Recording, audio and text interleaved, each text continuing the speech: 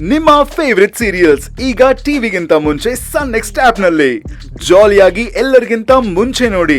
ಈಗಲೇ ಸನ್ next app download ಮಾಡಿ ಮತ್ತು ಸಬ್ಸ್ಕ್ರೈಬ್ ಮಾಡ್ಕೊಳ್ಳಿ. ನೆಮ್ಮದಿಯಿಂದ ಒಂದು ಪೂಜೆ ಮಾಡೋದಕ್ಕೆ ಬಿಡದೆ ಎಲ್ಲರ ಮುಂದೆ ಎಷ್ಟು ಅವಮಾನ ಮಾಡಿಬಿಟ್ರು.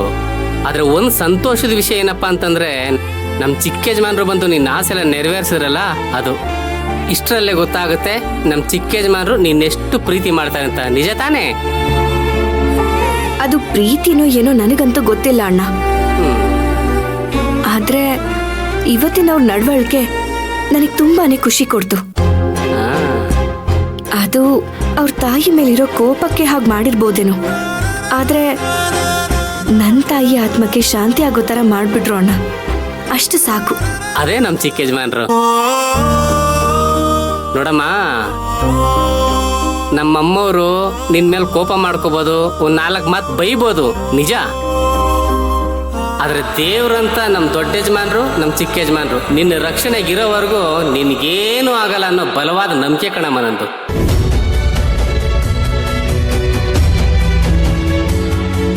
ಆದ್ರೆ ಇದೆಲ್ಲ ಎಷ್ಟು ದಿವಸ ಅಣ್ಣ? ಅವರಿಬ್ರು ಜಗಳದಲ್ಲಿ ಬಲಿ ಆಗ್ತಿರೋದು ನಾನು. ನನಗಿದ್ರಿಂದ ಯಾವಾಗ ಮುಕ್ತಿ ಸಿಗತ್ತೋ ಗೊತ್ತಿಲ್ಲ. ಆ ದುರ್ಗಮ್ಮಂಗೆ ನನ್ ಮೇಲೆ ಇನ್ನೂ ಕರುಣೆನೆ ಬಂದಿಲ್ಲ ಅನ್ಸುತ್ತೆ. ಹಂಗೆಲ್ಲ ಹೇಳ್ಬೇಡ ಕಣಮ್ಮ. ಆ ದುರ್ಗಮ್ಮ ನೀನು ಕೊಡ್ತಾ ಇರೋ ಪರೀಕ್ಷೆ ಅನ್ಕೋ. ಈ ಪರೀಕ್ಷೆ ನೀನು ಗೆದ್ದೆ ಅನ್ನೋದಾದ್ರೆ ಮುಂದೆ ನಿನ್ನ ಬಾಳೆಲ್ಲ ಸಂತೋಷಮಯವಾಗಿರುತ್ತೆ. ನನಗೆ ನನ್ನ ಸಂತೋಷಕ್ಕಿಂತ ನಮ್ಮ ಮನೆಯವರೆಲ್ಲರೂ ಸಂತೋಷವಾಗಿರ್ಬೇಕು ಅನ್ನೋದೊಂದೇ ಆಸೆ. ಈ ಮದ್ವೆಯಿಂದ ಎಲ್ಲಾನು ಹಾಳಾಗೋಯ್ತು. ನಾನು ಯಾವಾಗ ಅವ್ರ ಮಡ್ಲನ್ ಸೇರ್ಕೊಳ್ತೀನೋ ಅಂತ ತುದಿಗಾಲಲ್ಲಿ ನಿಂತಿದ್ದೀನಿ. ಆದಷ್ಟು ಬೇಗ ಅದು ನೆರವೇರ್ಬಿಟ್ರೆ ಸಾಕು.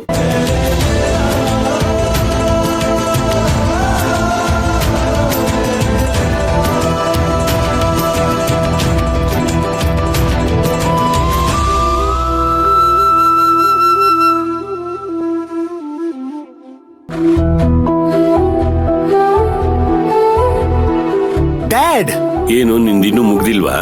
ಹೇಗ್ ಮುಗಿಯುತ್ತೆ ಡ್ಯಾಡ್? ಬೆಳಿಗ್ಗೆಯಿಂದ ಬೇರೆ ಕುಡಿಬೇಡ ಅಂತ ಹೇಳಿದ್ಯಾ. ಇವತ್ತಿನ ಕೋಟ ಮುಗಿಸ್ಬೇಕಲ್ವಾ?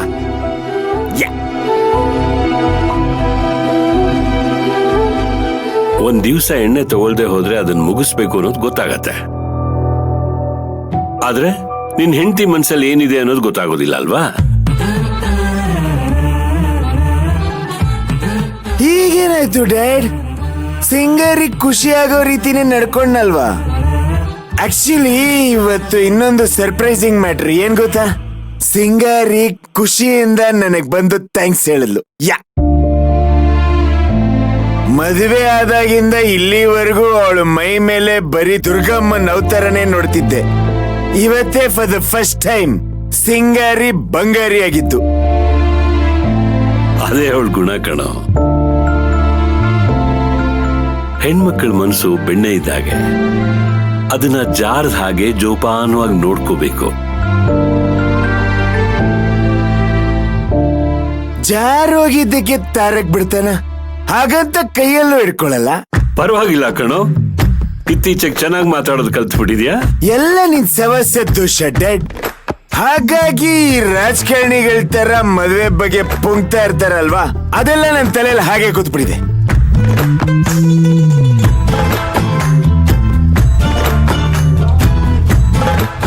ಇಷ್ಟೆಲ್ಲ ಮಾತಾಡ್ತಿದ್ಯಲ್ಲ, ಮಯೂರಿ ಬಗ್ಗೆ ನೀನೇನ್ ತಿಳ್ಕೊಂಡಿದೀಯಾ ಅಂತ ಒಂದಷ್ಟು ಪ್ರಶ್ನೆಗಳನ್ನು ಕೇಳ್ತೀನಿ, ಉತ್ತರ ಕೊಡ್ತೀಯಾ? ಇದೇನು dad, under the Moon light ಅಲ್ಲಿ ಡ್ರಿಂಕ್ ಹಾಕುವಾಗ ಕ್ವಿಸ್ ಸ್ಟಾರ್ಟ್ ಮಾಡ್ತೀನಿ ಅಂತಿದ್ಯಲ್ಲ? ಇಂಥ ಸಮಯದಲ್ಲೇ ಕಣೋ ಸರಿಯಾಗಿ ಉತ್ತರ ಬರೋದು. ಈಗೇನ್ ನಾನ್ ನಿನ್ ಕೇಳೋ ಬೇಡವೋ ಹೇಳೋ? ಅಪ್ಪಣೆ ಕೂಡ ಮಹಾಪ್ರಭುಗಳೇ ಪ್ರಶ್ನೆ ಕೇಳಿದಾಗ ಇಲ್ಲ ಅನ್ನಕ್ಕಾಗತ್ತಾ? Come on, you ask. ನನಗೆ ಗೊತ್ತಾಗತ್ತೆ ಅವಳ ಬಗ್ಗೆ ಎಷ್ಟೆಲ್ಲ ತಿಳ್ಕೊಂಡಿದೀನಿ ಅಂತ. Ask ask.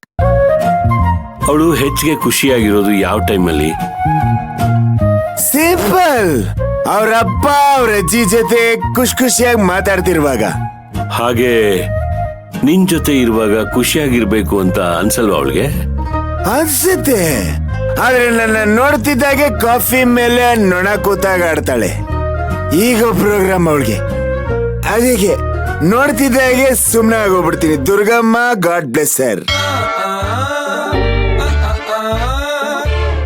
ಸರಿ, ಅವಳ ಜೀವನದ ಆಸೆ ಏನು ಅಂತ ಗೊತ್ತಾ?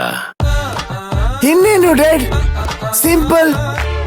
ಅವ್ರ ಚೋಟುಸ್ ತೆಗಿದಿರ ಚೆನ್ನಾಗಿ ಓದಿಸ್ಬೇಕು, ಅವ್ರಿಗೆ ಒಳ್ಳೆ ಕಡೆ ಕೆಲಸ ಕೊಡಿಸ್ಬೇಕು, ಆಮೇಲೆ ಡುಮ್ ಡುಮ್ ಡೋಲ್ ಮಾಡಿಸ್ಬೇಕು. ಅಷ್ಟೇ ತಾನೇ? ಅಂದ್ರೆ ನಿನ್ನನ್ನು ಮದುವೆ ಆಗಿ ಅವಳು ಖುಷಿಯಾಗಿಲ್ಲ ಅಂತ್ಯ? ಅದನ್ನ ಅವ್ರು ಹೇಳ್ಬೇಕು ಡ್ಯಾಡ್, ನಾನಲ್ಲ. You are asking the wrong person. ನನ್ನ ಕೈಯಲ್ಲಿ ಎಷ್ಟು ಖುಷಿಯಾಗಿಡೋದಕ್ಕೆ ಸಾಧ್ಯನೋ ಅಷ್ಟು ಖುಷಿಯಾಗಿಡೋದಕ್ಕೆ ಪ್ರಯತ್ನ ಪಡ್ತಿದ್ದೀನಿ. ನಾನೊಂದು ಮಾತು ಹೇಳ, ಎಲ್ಲಿವರೆಗೂ ನೀನು ನಿನ್ನ ತಾಯಿ ಮೇಲೆ ಕೋಪ ಮಾಡ್ಕೊಂಡಿರ್ತೀಯೋ ಅಲ್ಲಿವರೆಗೂ ಮಯೂರಿ ಖುಷಿಯಾಗಿರೋದಿಲ್ಲ ಕಣ. ಅವಳು ಖುಷಿಯಾಗಿರ್ಬೇಕು ಅಂತಂದ್ರೆ ನೀನು ನಿನ್ನ ತಾಯಿನ ದ್ವೇಷ ಮಾಡೋದು ಬಿಡಬೇಕು. ಸಾರಿ ಡ್ಯಾಡ್, ಈ ಎಣ್ಣೆ ಹೊಡೆಯೋದು ನನ್ನ ಖುಷಿಗೆ, ನಿಮ್ಮ ಹೆಂಗಸರನ್ನ ದ್ವೇಷಿಸೋದು ನನ್ನ ಖುಷಿಗೆ. ಇದೆರಡನ್ನು ನಾನು ಸಾಯೋವರೆಗೂ ಬಿಡೋದಿಲ್ಲ. ಇಲ್ಲ ಒಂದು ನಾನ್ ಸೇಬೇಕು, ಇಲ್ಲ ಯು ನೋ ದ ರೆಸ್ಟ್. ನಾನು ಹೇಳ್ತಿರೋದು ನಿನ್ ಒಳ್ಳೇದಕ್ಕೆ ಕಣೋ. ನೀವ್ ಹೇಳ್ತಿರೋದೆಲ್ಲ ನನ್ನ ಒಳ್ಳೇದಕ್ಕೆ, ಆದ್ರೆ ನಿಮ್ ಹೆಂಗಸರು ಮಾಡ್ತಿರೋದೆಲ್ಲ ಕೆಟ್ಟದಕ್ಕೆ ತಾನೆ. ಹಾಗಿದ್ಮೇಲೆ ನಾನ್ ಯಾಕೆ ಮತ್ತೆ ಅವ್ರಿಗೆ ಒಳ್ಳೇದನ್ನೇ ಬಯಸ್ಬೇಕು? Tit for tat. ಯಾ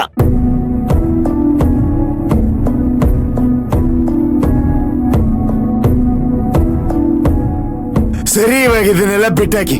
ನಿಮ್ ಹೆಂಗಸ್ರ ಬಗ್ಗೆ ಈ ತಂಪೊತ್ತಲ್ಲಿ ನನಗೆ ಮಾತಾಡೋದಕ್ಕೆ ಇಷ್ಟ ಇಲ್ಲ. ಇವಾಗ ನಿಮಗ್ ಗೊತ್ತಿಲ್ದಿರೋ ಒಂದು ವಿಷಯ ಹೇಳ.